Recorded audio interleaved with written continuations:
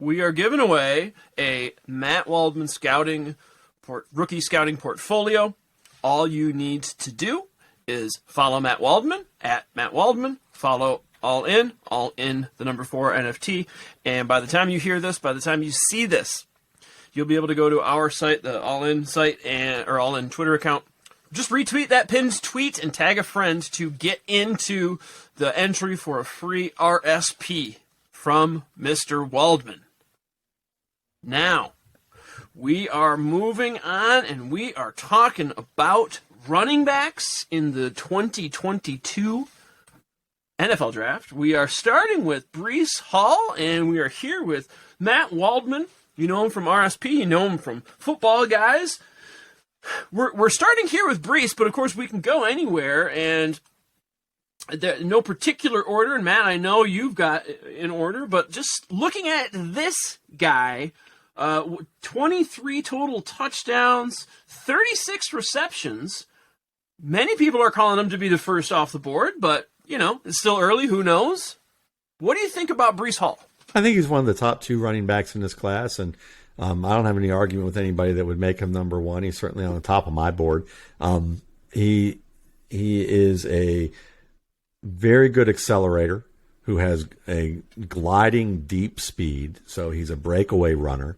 He has good stop-start movement. He understands how to set up blocks pretty well in both zone and gap schemes, which are the 2 main schemes you see run in the NFL.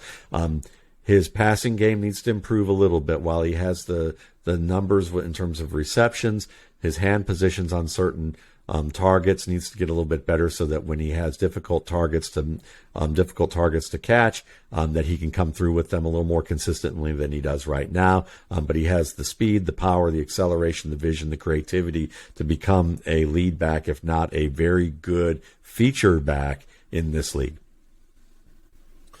All right, Breece Hall, like I said, a lot of people like this guy. He's on the top of many boards. Next up is Kenneth Walker III. He's a Michigan State player.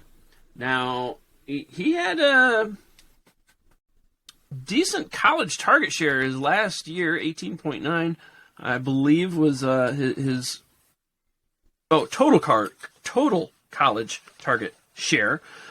6 foot, 5'9", 211 pounds. I'm sorry. I was looking at the wrong thing. I'm going to start over here. So Kenneth Walker III, forgive me, people. I'm having a beer, and, you know, we're having fun talking football. 5'9", 211. He had a college dominator rating of 99%. So, Matt, what do you think about Kenneth Walker? Do you think, I'm curious, is he in your top 2? You mentioned you like Breece at the top of your board.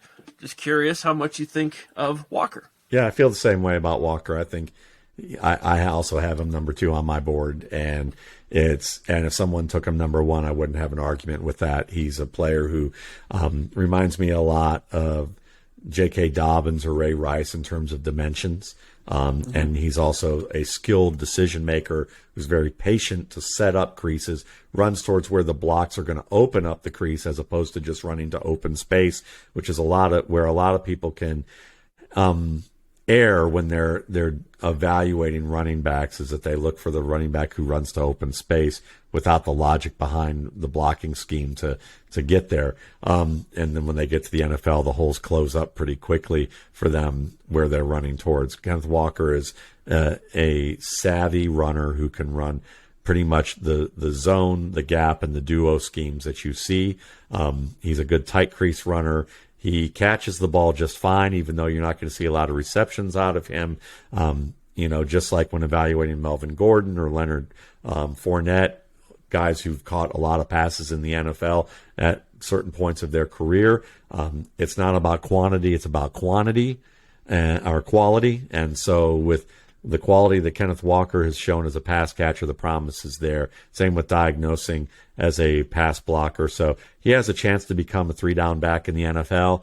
He should start his career as a nice contributor who will show those flashes of production, if not earn the starting gig right away. Yeah, again, that is Kenneth Walker from MSU. He's the one that has the college dominator rating of 99%. as you can see in the chart on your video screen. If you're listening, I'll tell you, 5'9", 211. The next guy we want to talk about is Rachaad White. He's the guy I was skipping ahead to. He is one of the better pass catchers here in this group, rising draft stock. Now, he had a total college target share of 18.9. That's in the top 98th percentile. So he was a really good pass catcher. Waldman, what do you think about Rachaad White? Yeah, the pass catching is really the strength of his game. Good hand-eye coordination, tracking ability, but how many times are you going to see a wide receiver work a wheel route or a seam route in the NFL? The answer is probably you may see it in an offense that emphasizes it once a game. And if he catches it, great, but he's usually matched up against somebody where that's not going to likely happen. So you may see him have 6 catches on the year, 6 to 8 catches on the year off of those plays, which are nice highlight-worthy plays. But he's good on the screens. He's good in the middle of the field, good enough as a route runner in that respect. The big issue with him is, can he realize his physical ability as a running back? And as a running back between the tackles, he's got the size, he's got the speed, he's got the burst. What he doesn't have is the mindset to run between the tackles right now. And that's something that's going to need some work. And what happens with him is that, as I said, running to open space versus running towards open leverage is the issue with him. He'll run to places where the hole closes up because he really didn't stick to the blocking scheme, or he'll run towards an open area where there's an open lane and there's a defensive back or linebacker waiting on the other side, where most running backs understand when they see this that it's a one-on-one they should be able to take advantage of, either by dropping the pads and running through or making the man miss. Rachaad White will just try to avoid the hole, even though he was halfway into the hole. And when you do that, that's a major issue that needs to be corrected in terms of decision-making, because that puts you in bad down and distance situations where you're trying to bounce a play that you shouldn't. So I think he has starter potential. I think he can grow into that role. And certainly there's a lot to like about him. I just don't see him as one of the top 5 backs in this class. And it's a rich draft class. So give him a year or two. Maybe if he can get some good tutelage and show that he's a willing student, because he's going to have to, most of this work he's going to have to do. Players don't get coached up in the NFL. They're expected to coach themselves up. They get coached up on game plan and scheme. The 5 minutes of drills each day isn't what makes you get better with your footwork, with your diagnosis of things. It's the hours you do before and after practice on those little drills and getting consultation that make you better. And the big question is, Rachaad White going to be able to work smart and identify those opportunities, or is he going to think that he made it, like a lot of players sometimes do? All right, so see if we can coach him up on his decision-making. Kevin, what do you see? What do you think when you look at Rachaad White from Arizona State?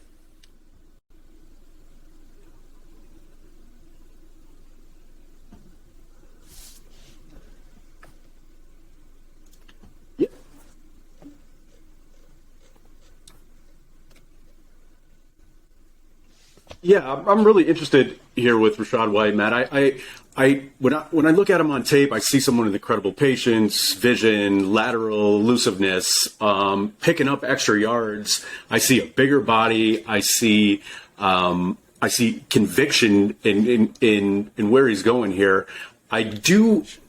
He stands out on film to me, and I keep hearing a lot of the NFL, because the NFL isn't as excited with him as he may look on film. And I was just wondering really what you're seeing, what the NFL why you think that might be, I guess. Why does he keep falling down when he looks, you're going to see, to me, he stands out. Look here with White.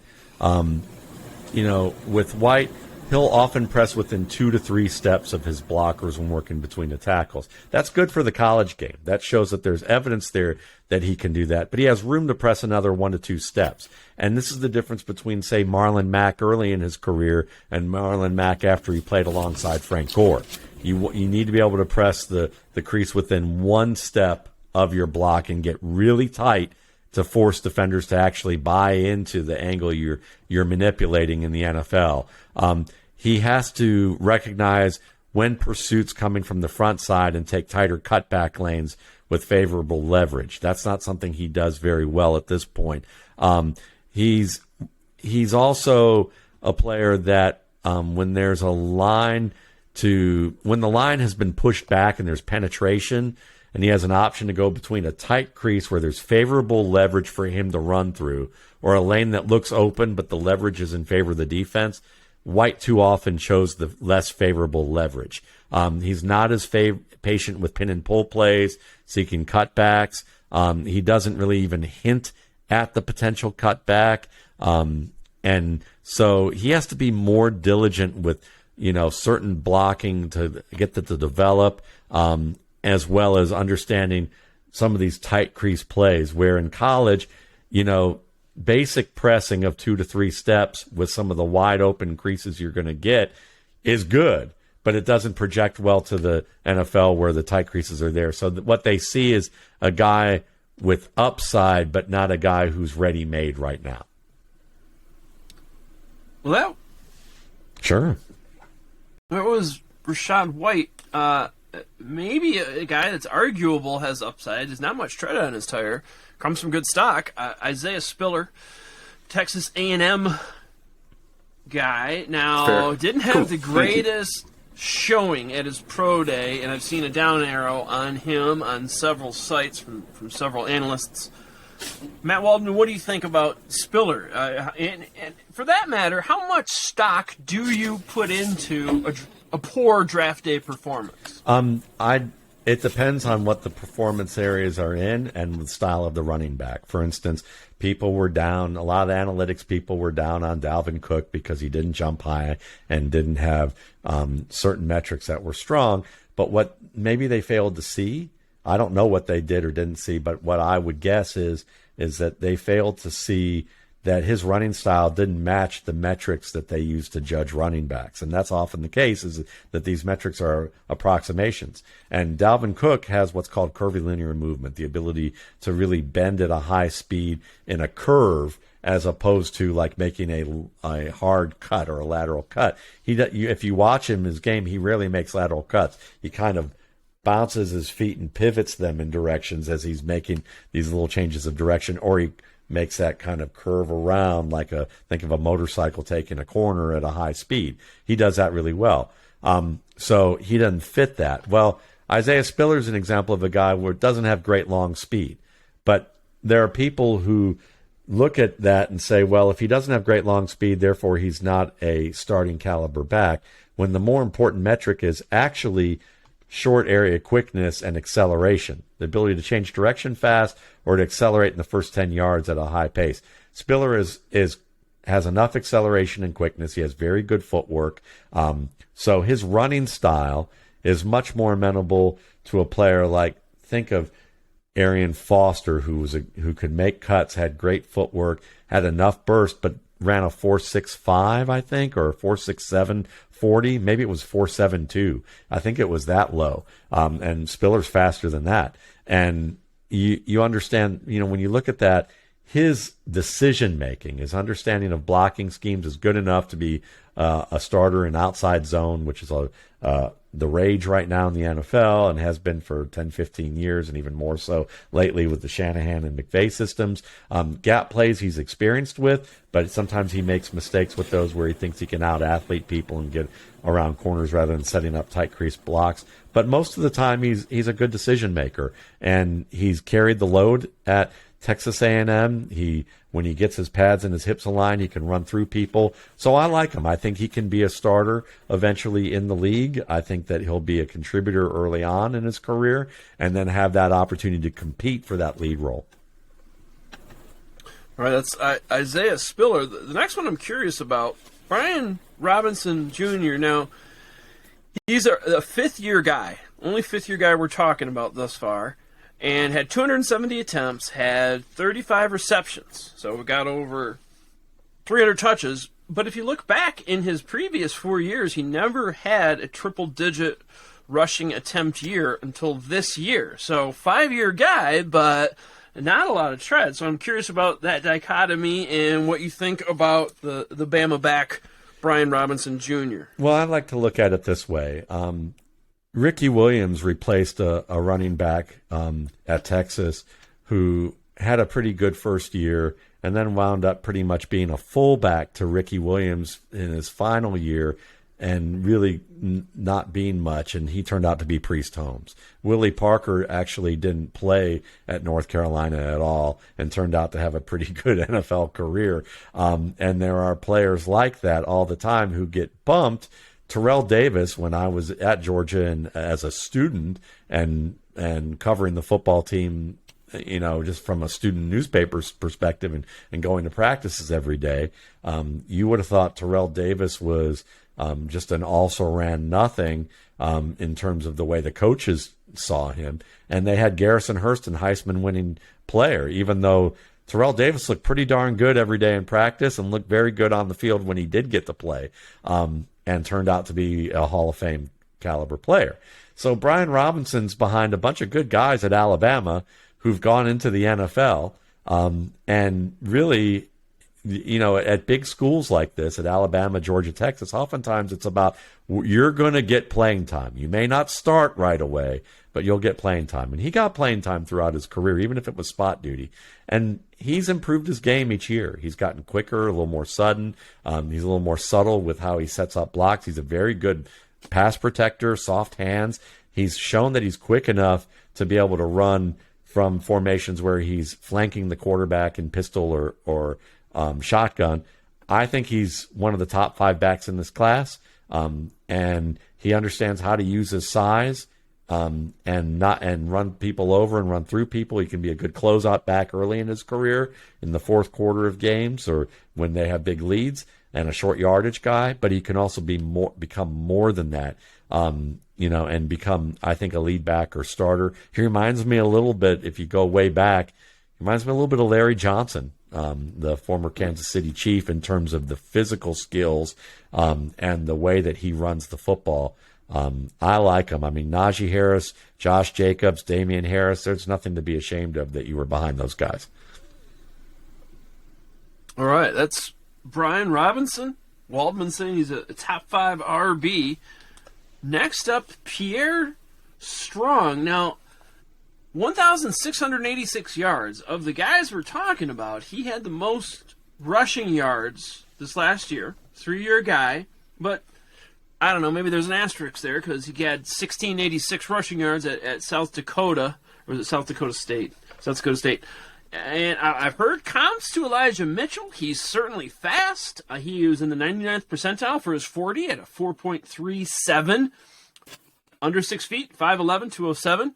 Waldman, what do you think about Pierre Strong? Well, if you match him up with an outside zone scheme that has the surrounding talent that Elijah Mitchell had, then speed will win out because they value speed in that regard to run toss plays in outside zone where you don't have to make as many, at least in that variant of the scheme, you have easier decisions to make. From that perspective, I think he's a little better than Elijah Mitchell. I think he has the upside to be more like Raheem Mostert, who I think was a full-fledged overall player who just can't stay healthy. But Strong to me is, where I see him is that he's definitely going to fit outside zone and toss. I think Miami would be wise to take him and see if they can develop him, as a mid-round option.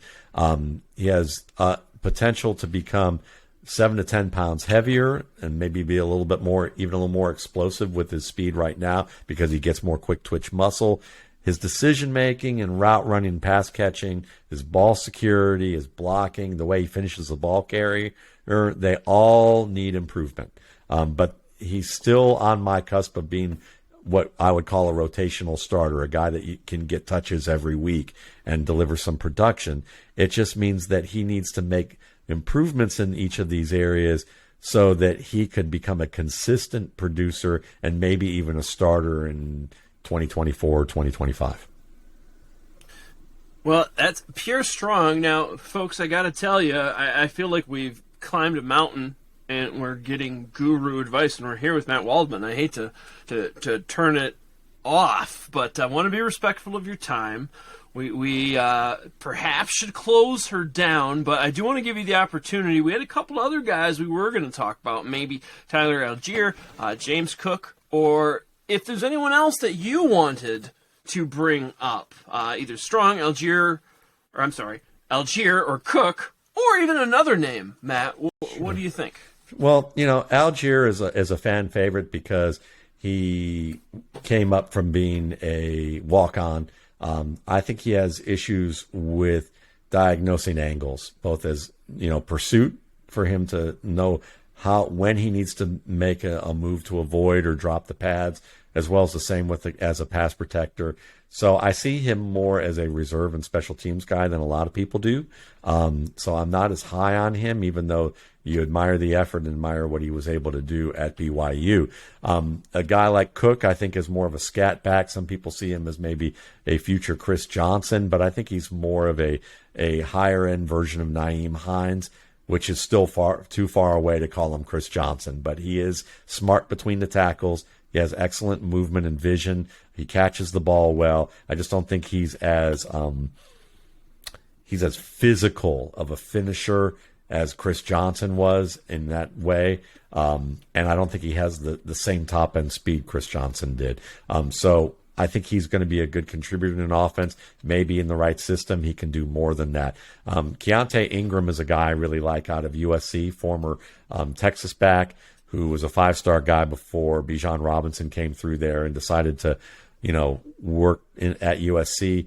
Very quick, good at finding solutions and creating with great footwork, understands his blocking schemes well to be able to set up solutions within the span of that. Physical runner who can catch the ball. Reminds me of, Chris Ivory, a healthy Chris Ivory when Ivory was a starter. Or maybe even you can put him in the aspirational, as maybe saying that Kareem Hunt is the aspiration of what he could possibly try to become. I don't think he's going to be quite as good as that, but I think that, if you're as good or a little better than Chris Ivory, you can start in this league.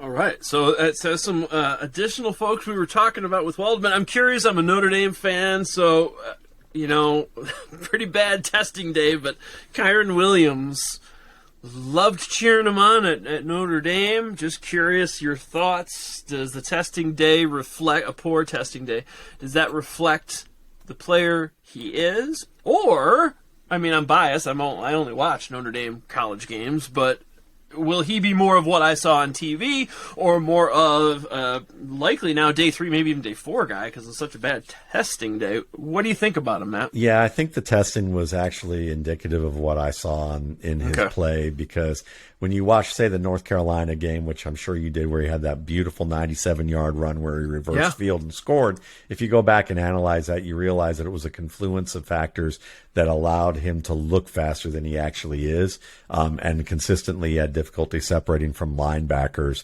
at the second level when you watched him on tape in most games. He's a good pass protector in terms of his willingness and effort. He's a good pass receiver who has some promise with route skills. If he can become a little more efficient rather than use a lot of moves on top of moves, which can waste time.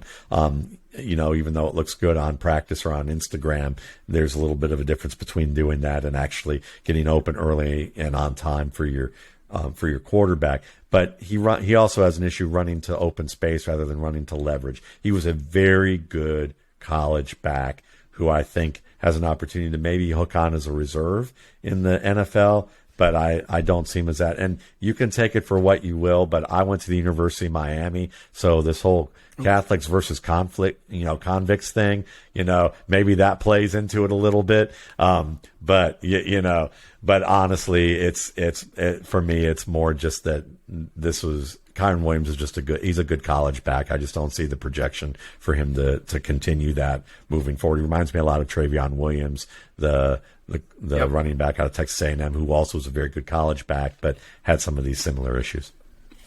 I was at the 31-30 Catholics versus convicts game. Must have been 1988, I believe. Yeah, 88. Yeah, I wasn't there, but I was certainly on campus when that happened. Yeah. So yeah, I remember I was a little kid, but I remember the guy singing next to me, "If you can't go to college, be a Cane. If you can't go to college, be a Cane. If you can't go to college because you haven't got the knowledge, if you haven't go to college, be a Cane." And man, the fight in the tunnel. I rushed the field afterward. I must have been, 10, 11 years old, 12 years old, something like that. Oh, it was such a... Jimmy Johnson went for 2 I mean, it is It was a great game. indelible. Yeah. Oh, gosh, what a moment, certainly a watershed moment in my life and a great game as well. Beautiful. So, to remind folks, once again, you can win a rookie scouting portfolio from Matt Waldman. All you got to do is follow Matt, MattWaldman, on Twitter. Give us a follow. All in the number 4 NFT. And then we're going to have it pinned, the link to the podcast, on our Twitter account. And just retweet that sucker and tag a friend.